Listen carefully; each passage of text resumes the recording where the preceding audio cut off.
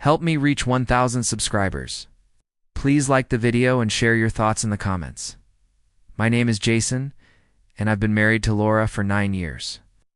Our life together was steady, not perfect, but comfortable. I trusted her completely, and I assumed she felt the same about me, until one evening shattered that certainty. It was a Tuesday night. I was at the office working late when Laura called. Her tone was casual, almost dismissive. "Hey, I'll be a little late tonight.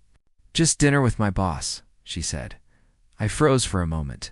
Dinner with her boss. I forced myself to stay calm. "Okay, what time?" I asked, trying to keep my voice steady. "Nothing major. Probably around 7, she replied lightly. I didn't argue, but the unease started gnawing at me the instant I hung up. There was something in her tone, a subtle detachment that made me question everything I thought I knew. By the time she returned home around 9 o'clock, I was pacing the living room, my chest tight with tension. Laura stepped in, smiling as she set her bag down, but I couldn't return her cheer. "How was dinner?"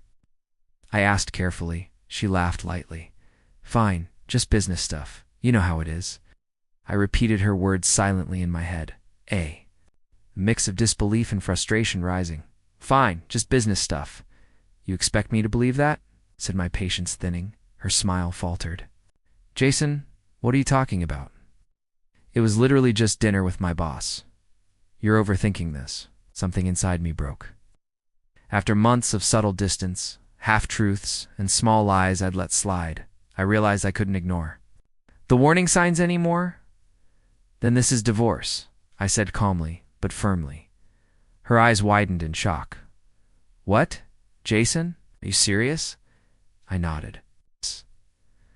"I can't stay in a marriage where I feel constantly lied to and taken for granted. If our vows mean so little to you, I don't see a future for us." The room fell silent. Laura sank onto the couch, burying her face in her hands.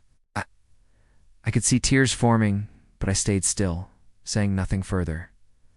I wasn't angry. I wasn't shouting.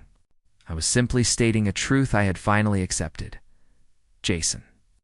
"It really was just dinner," she whispered, her voice trembling.